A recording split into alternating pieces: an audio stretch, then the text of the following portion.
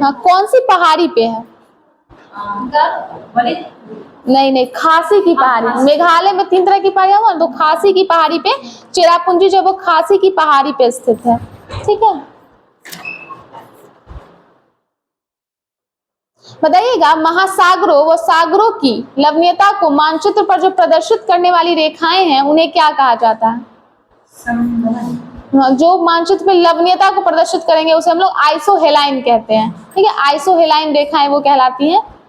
और भूकंप के एक ही समय पर आने वाले स्थानों को मिलाने वाली रेखा क्या कहलाती है? हाँ, जिसको नहीं होमोसिस्मल इसको कहते हैं। ठीक है, क्योंकि वो एक ही होमोसिस्मल रेखा कहते हैं। जो भूकंप एक ही समय पर जो स्थानों पे आती है उनको मिलाने वाली रेखा को होमोसिस्मल कहा जाता है। बताइएगा, जब प्रथम लोकसभा चुनाव हुआ था तो उस टाइम पे जो है राजनीतिक दलों में जो है वो राष्ट्रीय दल का दर्जा दिया गया था। कुछ राजनीतिक दलों को कितनी संख्याएं थी उस वक्त? कितनी राष्ट्रीय दलों को उस वक्त राष्ट्रीय मतलब जो है दर्जा दिया गया था? दल को, राजनीतिक दलों को राष्ट्रीय दल का दर्जा दिया गया था। 14 राजनीतिक दल थे। प्रथम लोकसभा चुनाव जो हुआ था उस समय 14 राजनीतिक दलों को राष्ट्रीय दलों का दर्जा दिया गया था। अच्छा, बताइएगा लोकसभा की जो बैठक है वो किस प्रकार से समाप्त की जाती है?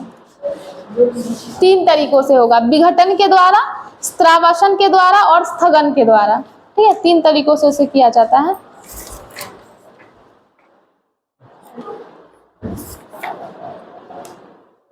बताइएगा भक्ति को दार्शनिक आधार प्रदान करने वाले प्रथम आचार्य कौन थे?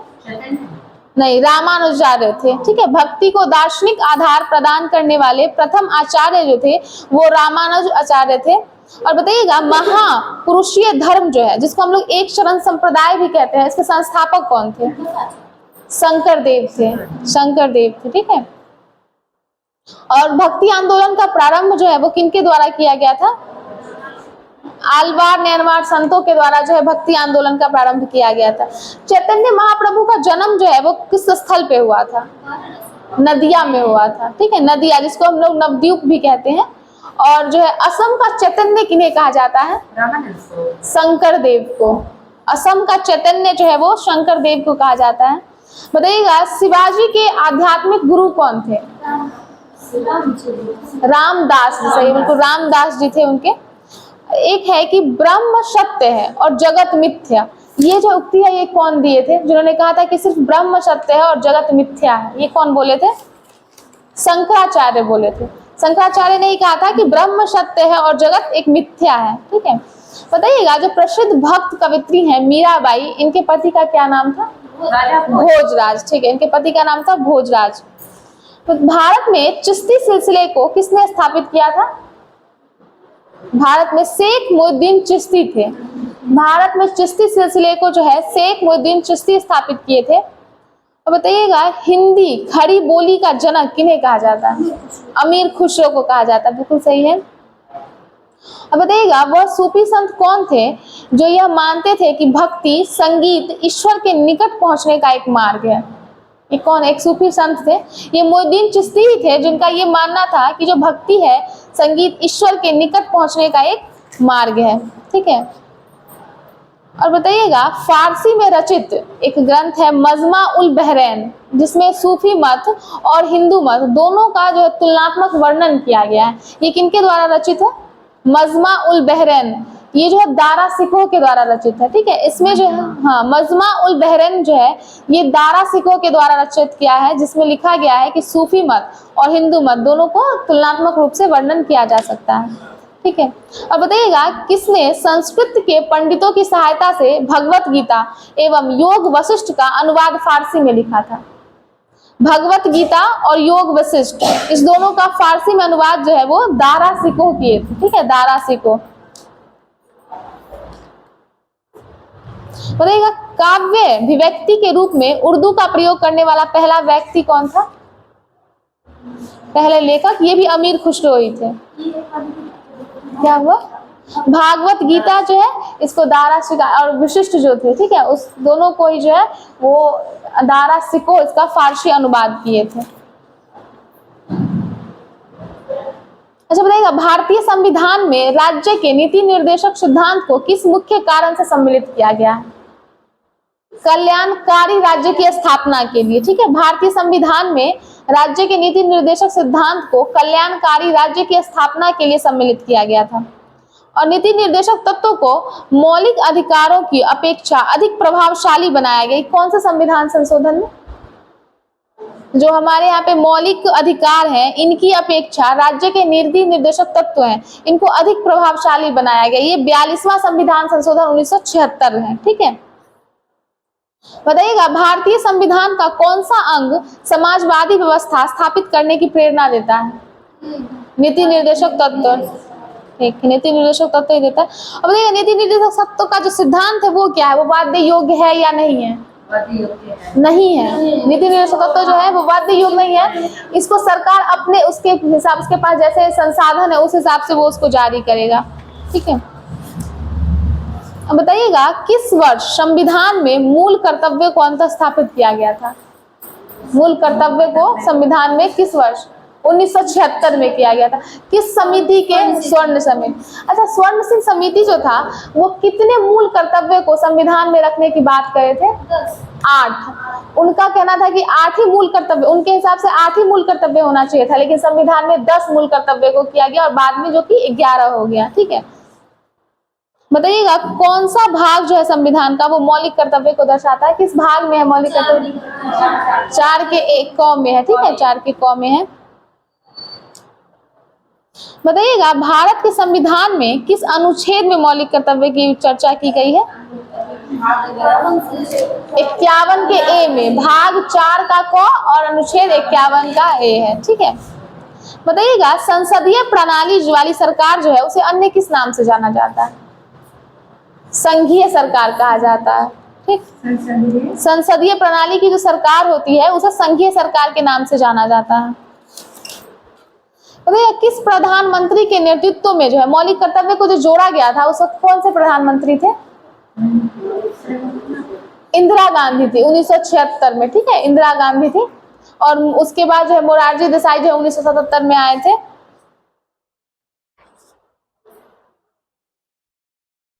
बताइएगा, जो इंदिरा गांधी के टाइम पे 42वां संविधान संशोधन हुआ था। ठीक है, तो ये जो लोकसभा का कार्यकाल है इसको 5 वर्ष से बढ़ाकर 6 वर्ष जो है वो किस संविधान संशोधन के द्वारा किया गया था? 42वां संविधान संशोधन के द्वारा। उसके बाद फिर जब 44वां संविधान संशोधन हुआ तो उस टाइम में फिर लोकसभा का जो 6 वर्ष से घटा के 5 वर्ष कर दिया गया। ठीक है, तो 42वें संविधान संशोधन में लोकसभा का कार्यकाल को 5 वर्ष से 6 वर्ष कर दिया गया और फिर जब 44वां संविधान संशोधन हुआ तो उसको घटा के 6 वर्ष से 5 वर्ष कर दिया गया।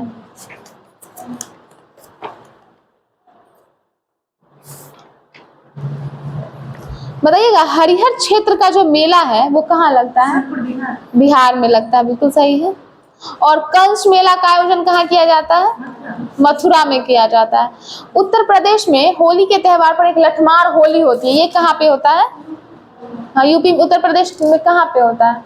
बरसाना में। और बरसाना को हम लोग नंदगांव भी कहते हैं। ठीक है, बताइएगा, जो भारतीय दर्शन का आरंभिक विचारधारा है वो कहाँ से प्राप्त होता है? सांख्य दर्शन से। भारतीय दर्शन की जो आरंभिक विचारधारा है वो सांख्य दर्शन से प्राप्त होती है और इसकी जो है भारतीय दर्शन की प्रारंभिक शाखा भी जो है वो सांख्य दर्शन ही है। ठीक है, प्राचीनतम दर्शन माना जाता है। भारत की प्राचीनतम दर्शन जो है वो सांख्य दर्शन को माना जाता है। योग दर्शन के प्रतिपादक कौन थे? पतंजलि थे। और लोकायत दर्शन के प्रतिपादक चार्वाक थे। ठीक है, लोकायत दर्शन के जो प्रतिपादक हैं वो चार्वाक को कहा जाता है। और अद्वैतवाद सिद्धांत के प्रतिपादक शंकराचार्य। बिल्कुल सही, शंकराचार्य थे। और द्वैतवाद निम्बकाचार्य थे और ये सनकादि संप्रदाय से। ठीक है, तो हम लोग किसी काम को 2-2 बार करते हैं तो कहते हैं ना गांव में कि सनक गया है, तैसे जो ये 2-2 बार की, तो इनका द्वैतवाद जो होता है ना, तो ये सनकादि संप्रदाय से थे। ठीक है, और ये निम्बकाचार्य थे। द्वैत इनका है, द्वैत था इसलिए निम्बकाचार्य सनकादि संप्रदाय। ठीक, और जो रामानुजाचार्य है वो श्री संप्रदाय से है और उनका वाद क्या है? विशिष्टवाद। हम ठीक है, विशिष्टवाद दिया हुआ है वो, तो वो होगा रामानुजाचार्य का। बताइएगा पोंगल जो है वो किस राज्य का प्रमुख त्योहार है? तमिलनाडु का त्योहार है। और रंगोली बिहू असम का। गुड़ी पड़वा त्योहार महाराष्ट्र में मनाया जाता है, ठीक है। बताइएगा नागालैंड की कौन सी जनजाति है जो मीमकुट उत्सव मनाती है? मीमकुट उत्सव, कुकी जनजाति। नागालैंड की कुकी जनजाति जो है वो मीमकुट उत्सव मनाती है, ठीक। कुकी जनजाति है जो कि मीमकुट उत्सव को मनाती है। बताइएगा हिंदू मुस्लिम एकता का प्रतीक सुलहकुल उत्सव है, इसे कहाँ आयोजित किया जाता है? सुलहकुल उत्सव जो है वो हिंदू और मुस्लिम एकता का प्रतीक है, इसे आगरा में मनाया जाता है, ठीक। और एक त्योहार है, इसका अर्थ होता है merry making of the gods. ये कौन सा त्योहार है? लाई हरोबा, जो कि मणिपुर में मनाया जाता है। लाई हरोबा, इसका अर्थ होता है कि मेरी मेकिंग ऑफ द गॉड्स। ये लाई हरोबा त्योहार है जो कि मणिपुर में मनाया जाता है, ठीक।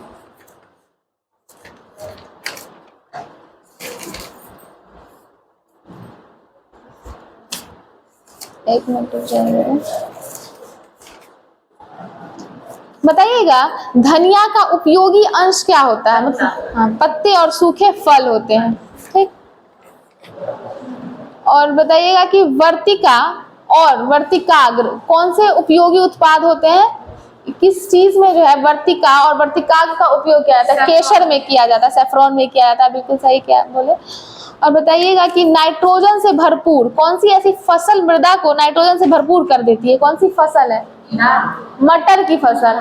मटर की फसल लगाने पे जो है मृदा जो होती है वो नाइट्रोजन से भरपूर हो जाती है। बताइएगा लबडब ध्वनि एक होती है, ये किस क्रिया से उत्पन्न होती है? हृदय की क्रिया से उत्पन्न होती है, लबडब ध्वनि होती है। मानव सहस लघुतम कपि कौन सा है? मानव सहस लघुतम कपि कौन सा है? गिब्बन को कहा जाता है, ठीक है, गिब्बन होता है। और समुद्री चूहिया के रूप में किसे जाना जाता है? काइटिन को, ठीक है, समुद्री चूहिया कहा जाता है, काइटिन को समुद्री चूहिया के रूप में जाना जाता है, काइटिन को। अब बताइएगा छिली हुई सब्जियों को धोने से कौन सा विटामिन निकल जाता है? Vitamin C. धुली हुई सब्जियों को अगर हम लोग धो दें तो विटामिन सी जो है उससे निकल जाता है। और बताइएगा मूत्र के स्रवन को बढ़ाने वाली औषधि को क्या कहते हैं? मूत्र का जो स्रवन होता है उसको बढ़ाने वाली औषधि जो है वो डायूरेटिक कहलाती है, डायूरेटिक कहलाती है। मूत्र के स्रावन को बढ़ाने वाली जो है औषधि उसको डायूरेटिक कहा जाता है, ठीक। बताइएगा विश्व जल संरक्षण दिवस कब मनाया जाता है? 22 मार्च को मनाया जाता है, बिल्कुल सही है, विश्व जल संरक्षण दिवस। और बताइएगा गण देवता किसकी रचना है? गण देवता किसकी रचना है? तारा शंकर बंदोपाध्याय की रचना है गण देवता। तारा शंकर बंदोपाध्याय की रचना है गण देवता। बताइएगा जो सुंदरम बालचंद्रन है वो किस वाद्य यंत्र के मुख्य वादक हैं? सुंदरम बालचंद्रन वीणा, वो वीणा बजाते हैं। सुंदरम बालचंद्रन जो है वो वीणा बजाते हैं।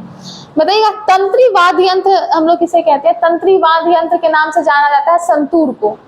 संतूर वाद्य यंत्र जो है इसे तंत्री वाद्य यंत्र कहा जाता है, संतूर को।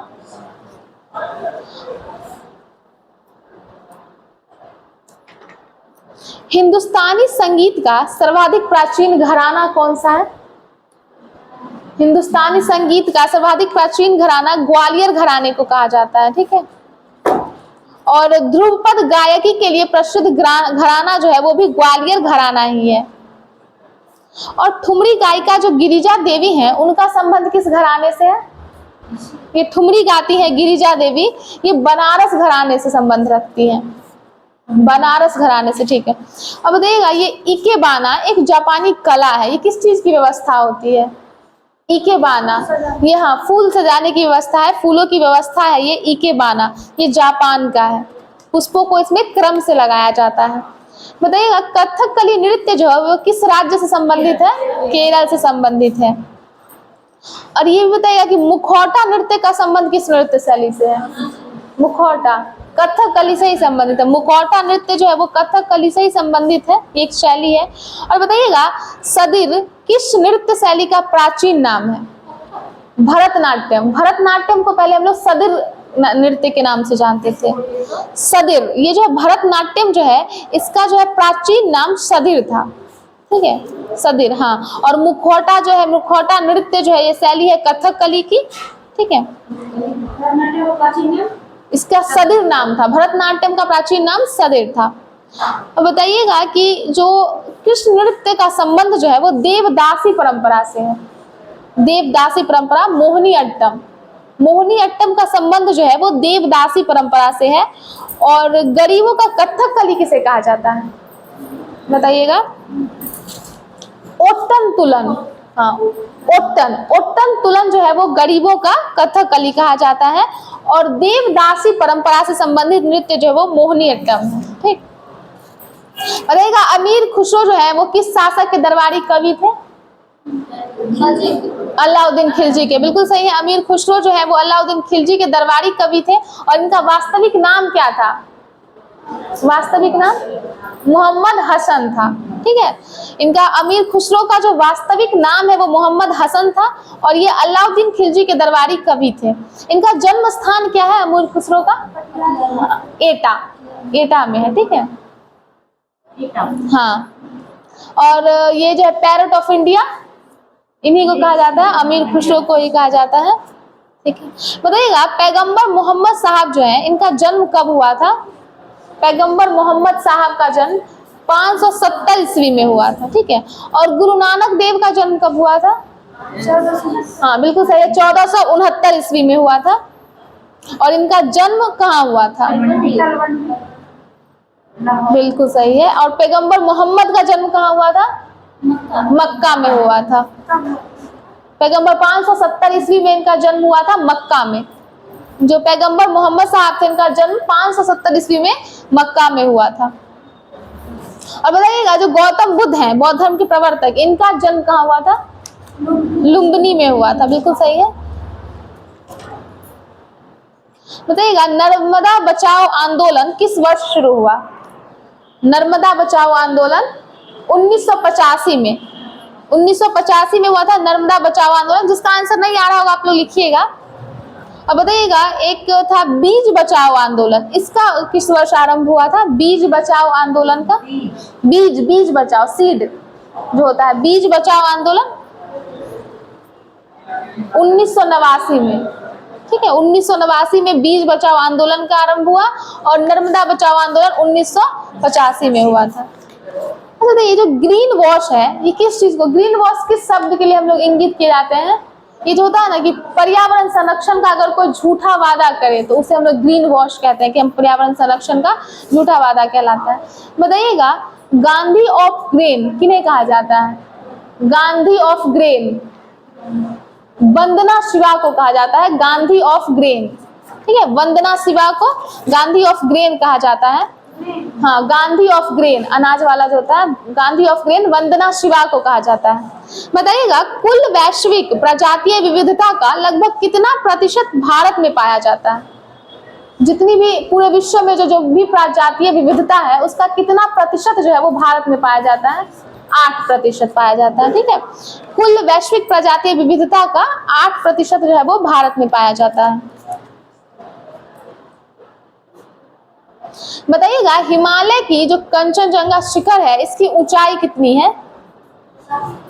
85-98 मीटर, ठीक है। कंचनजंगा जो है इसकी ऊंचाई जो है वो 85-98 मीटर है, 85-98 कर लीजिएगा। हाँ, तो वो 86 के आसपास हुआ, 85-98, वो हमेशा आपको अप्रॉक्स में दिया रहेगा वैल्यू, तो इसको लगा दिए। बताइएगा आप लोग रूस का मैनचेस्टर किसे कहा जाता है? रूस का मैनचेस्टर इवानोवो को कहा जाता है, ठीक है। रूस का मैनचेस्टर जो है वो इवानोवो को कहा जाता है।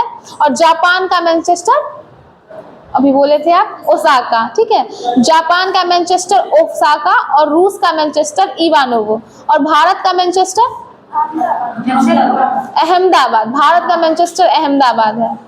और ब्राजील का मैनचेस्टर साओ पालो को कहा जाता है। ठीक, एक बार और देख लीजिएगा, रूस का मैनचेस्टर इवानोवो, भारत का मैनचेस्टर अहमदाबाद, जापान का मैनचेस्टर ओसाका और ब्राजील का मैनचेस्टर साओ पालो को कहा जाता है।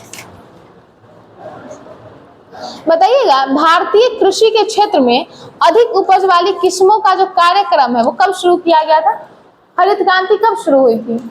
हाँ, 1967 में हुआ था, 1966-67 में हुआ था, हरित क्रांति की शुरुआत हुई थी। भारत का सबसे बड़ा शेयर बाजार कौन सा है?